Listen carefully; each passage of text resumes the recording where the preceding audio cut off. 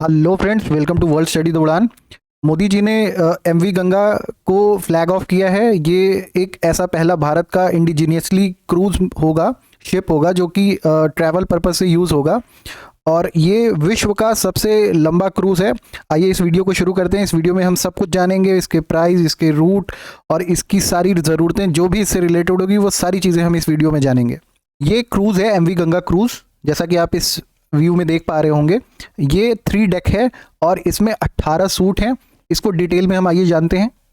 इस क्रूज से रिलेटेड एक वीडियो जो कि गवर्नमेंट ऑफ इंडिया ने पब्लिश किया, ये उसको हम लोग देखते हैं और इसकी थोड़ी सी इस वीडियो से हमें ये पता चलेगा कि इस वीडियो का पर्पस क्या है। एक भारत की संस्कृति को जोड़ने का प्रयास है गंगा नदी के माध्यम से, हुगली नदी के माध्यम से। ऐसी कई नदियां जो कि छोटी छोटी और बड़ी बड़ी नदियों का एक मिला जुला है, जो कि 25 नदियों का समूह है, जो कि ये एक क्रूज शिप ट्रैवल करेगी, हमारी संस्कृति से हमारा परिचय कराएगी।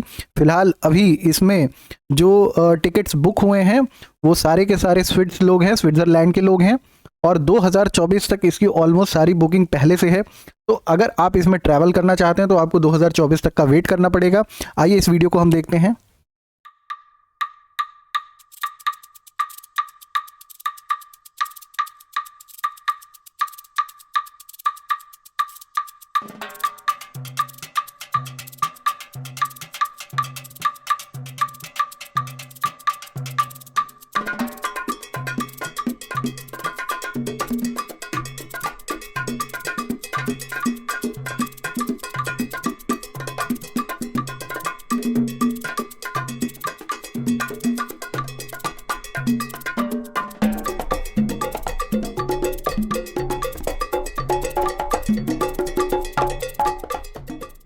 वीडियो में आपने एक एमवी क्रूज गंगा विला को देखा, जिसके ट्रैवल, इसके पर्पस को जाना। आइए इसके शब्दों को हम समझते हैं। एमवी गंगा विलास, एमवी मोटर वेजल जो कि एक डीजल इंजन होगा वो ट्रैवल कराएगा। इसका बेसिक कॉन्सेप्ट है जिसका इंटरनल कंबशन इंजन होता है जो कि डीजल पे आधारित होता है, गंगा विलास। वैसे कुछ जगहों पे आप एमवी का फुल फॉर्म मधु गंगा विलास भी देखेंगे, तो इसको मिस इंटरप्रेट मत करिएगा। ये मोटर वेजल है गंगा विलास। तो एक बेसिकली एक शिप है और इसको क्रूज नाम दिया गया है।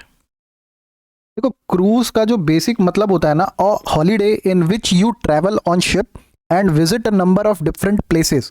देखो, अगर इसी शिप से अगर हम एक रिवर सिस्टम से या एक सी सिस्टम से ट्रैवल करते हैं और उस पे एक हॉलीडे ट्रिप ऑर्गेनाइज होती है और कल्चरल इवेंट्स होते हैं, हम जगह जगह घूमते हैं, तो वो क्रूज कहलाता है। It's a noun. ये जो एमवी गंगा विला है, ये भारतीय अंतर्देशीय जल मार्ग प्राधिकरण यानी कि inland waterways authority of India ने, देखो, मार्ग डेवलप करना, जैसे कि हम नेशनल हाईवेज को समझते हैं। देखो, नेशनल हाईवे मान लो एक ऐसा रोड होता है ना, तो रोड पे क्या होता है कि प्राइवेट बसें, इंडिविजुअल्स, कार सभी कुछ ट्रैवल करती हैं, लेकिन जो रोड्स है ना वो तो गवर्नमेंट की होती है ना, उस पे तो कोई प्राइवेट लोग क्या कहते हैं, रोड तो बनाते नहीं है। उसको बनाने का काम क्या होता है, गवर्नमेंट का होता है। तो ऐसे ही वाटरवेज अथॉरिटी ऑफ इंडिया का क्या काम है कि उनने जो राष्ट्रीय जलमार्ग बनाया है, मतलब बेसिकली उन्होंने जो रिवर सिस्टम है उसमें एक प्रॉपर वाटरवेज डेवलप किया है जिससे कि शिप्स, क्रूज वगैरह ट्रैवल कर सकें। तो इस पे अधिकार तो जो गवर्नमेंट अथॉरिटीज़ का होता है वो inland waterways authority of India का होगा। विलास गंगा का प्रोजेक्ट है, ये पहला ऐसा क्रूज शिप है जो कि पर्यटन के लिए यूज होएगा और ये वाराणसी से डिब्रूगढ़ ट्रैवल करेगा। ऑलमोस्ट 3,200 किलोमीटर, 3,200 किलोमीटर, और ये 51 डेज का टोटल ट्रैवल डेज होएगा। आपके दिमाग में आ रहा होगा ये जो एमवी गंगा विलास है तो क्या ये प्राइवेट है या सरकारी है? ये देखिए, कंप्लीटली प्राइवेट क्या कहते हैं कि क्रूज शिप है। इसको डेवलप भी जो किया गया है भारत में भले किया गया है, लेकिन इसको कंप्लीटली डेवलप प्राइवेट प्रोजेक्ट के थ्रू हुआ है। इसको जो रूट प्रोवाइड किया जा रहा है वो नेशनल वाटरवेज का है, तो इस पे गवर्नमेंट की भी इसमें पॉलिसीज अप्लाई होगी और प्राइवेट सेक्टर की भी। तो मैं बेसिकली आपको कुछ समझाना चाहूँगा कि देखो, जो गवर्नमेंट है ना, क्यों एम्फेसाइज कर रही है वाटरवेज प्रोजेक्ट्स को, वाटरवेज ट्रैवल को। देखिए यहाँ पे आप बेसिकली समझेंगे कि एक टन जो माल होता है ना, उसको ट्रैवल कराने के लिए उस पर ट्रांसपोर्टेशन जो चार्ज होता है वो कितना होता है। तो ट्रांसपोर्टेशन चार्ज एक टन का अगर हम बात करें, एक टन हमको पॉइंट ए से पॉइंट बी ले जाना है या 1 किलोमीटर ले जाना है मान लेते हैं, तो हाईवेज के थ्रू हमें ये 2.5 रुपया का पड़ता है, रेलवेज के थ्रू 1.36 पैसा पड़ता है, और इनलैंड वाटरवेज जो है ना उससे हमें ये देखो 1.06 कितना सस्ता पड़ रहा है। यानी कि हमारा यहाँ पे जो ट्रांसपोर्टेशन कॉस्ट है वो बहुत कम पड़ रहा है। हाईवेज के थ्रू तो ये ऑलमोस्ट आधे से भी कम है, और रेलवेज के थ्रू 50% की यहाँ पे सेविंग हो रही है। तो आप इससे अंदाज़ा लगा सकते हैं कि जो फ्राइट है ना, मतलब जो माल भाड़ा होगा, यानी कि जो ट्रांसपोर्टेशन चीज़ों का होता है, तो वो वाटरवेज अगर कंप्लीटली डेवलप हो जाए तो कितना ज़्यादा ट्रांसपोर्टेशन कॉस्ट जो है वो बचाया जा सकता है। राज सिंह जो कि फाउंडर हैं अंतरा लग्जरी रिवर क्रूज, इन्हीं के कंपनी के द्वारा एमवी गंगा जो विलास है वो डेवलप किया गया है, और इसकी कंप्लीट डिज़ाइन इन्हीं के थ्रू की गई है। और इन्होंने जो अपनी कंपनी का नाम रखा है, उन्होंने रखा है अंतरा लग्जरी रिवर क्रूज, अंतरा का मतलब होता है कि डिफरेंस को कम करना, अंतर जैसे हम समझते हैं डिफरेंसेस को कम करना। इनका जो बेसिक कॉन्सेप्ट था कि जो क्रूज को बढ़ावा देना, और जो एयरवेज और जो रोडवेज हैं इसके डिफरेंसेस को बहुत ज़्यादा कम करना। देखो क्या है कि अगर देखा जाए तो ऑलमोस्ट जो 90% ट्रैवल है भारत में वो क्या है कि रोड से है, ऑलमोस्ट 8% जो है 8 to 9% जो है वो ट्रैवल क्या है हमारा फ्लाइट से है, और 1 to 2% हमारा जो ट्रैवल है वो वाटरवेज से है। तो ये जो डिफरेंस है, तो राज सिंह जो इसकी कम्युनिटी यानी कि जो ये इस कंपनी के मालिक हैं, उनकी ये सोच है कि इस वाटरवेज के थ्रू, इस कंपनी के थ्रू इस अंतर को कम करना, इनकी ये सोच है। इस चीज़ को समझने से पहले हमें ये भी समझ लेना चाहिए कि जो भारत में वाटरवेज का सिस्टम है वो कौन कौन सा है। देखो नेशनल वाटरवेज 1 जो सबसे बड़ा है ना वो 1620 किलोमीटर का है, जो क्या कहते हैं कि इलाहाबाद प्रयागराज से जाके कोलकाता को जाता है, ये 1620 किलोमीटर का है। ये दूसरा जो है डिब्रूगढ़ 891 किलोमीटर का है। ये तीसरा जो है ये हमारा जो है वेस्ट कोस्ट कैनाल है। तो ऐसे ही जो मुख्यतः कुछ वाटरवेज हैं जो इसमें दिखाए गए हैं, लेकिन जो एमवी बात करें, एमवी गंगा विलास की, तो ये नेशनल वाटरवेज 1, नेशनल वाटरवेज 2, ये दोनों का यूज़ इसमें होगा। और इंडिया बांग्लादेश की जो एक सीमा है यहाँ की, ये एक प्रोटोकॉल संधि के थ्रू जो ट्रैवल का वाटरवेज का संधि हुआ था उसका भी उपयोग होगा यहाँ पे एमवी गंगा विलास के थ्रू।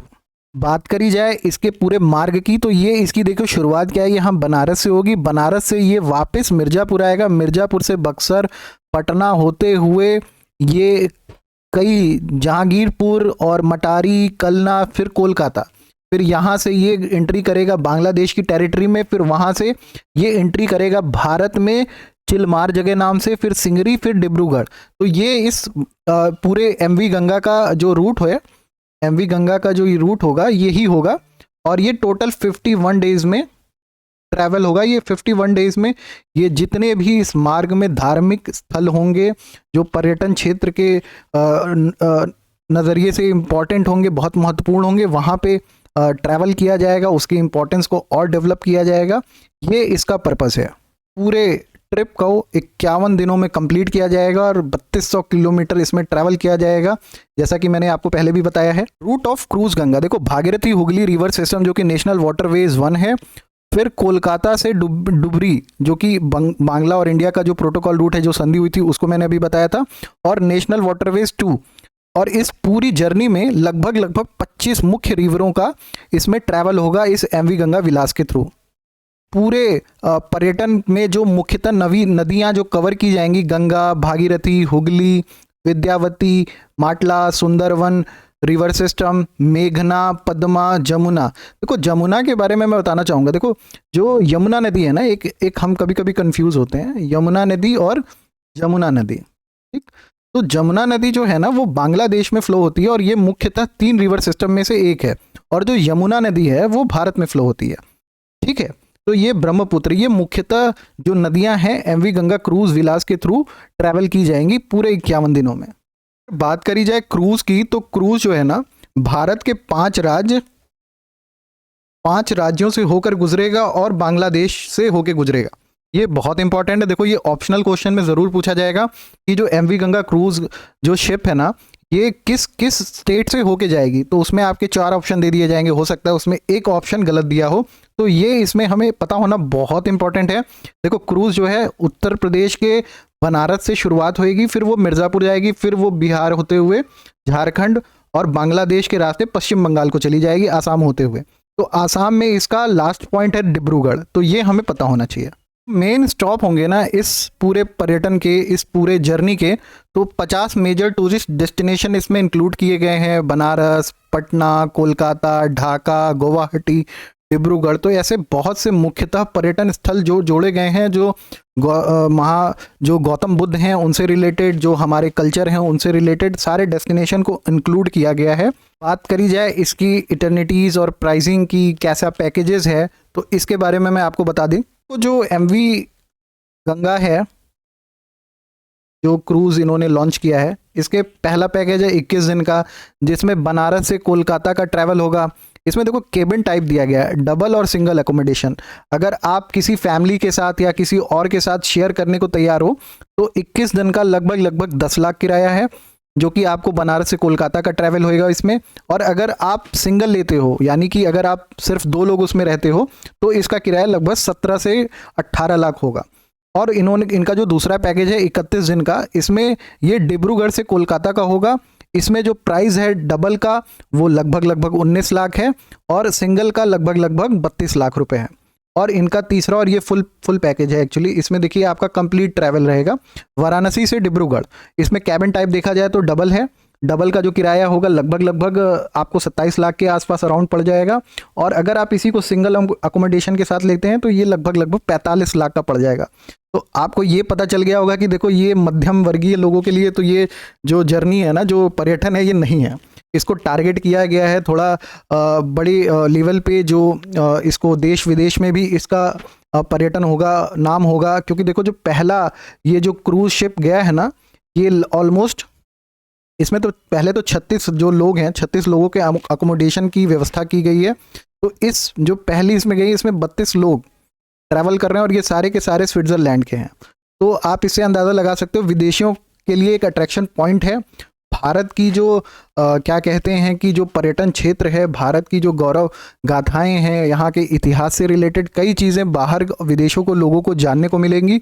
इसकी पैकेजिंग जो है नो डाउट बहुत कॉस्टली है और इस चीज़ को आने वाले जब इसकी कंपैरिजन लोगों में ट्रैवल में बढ़ेगी तो नो डाउट इसका जो अभी कॉस्ट है वो कट होएगा।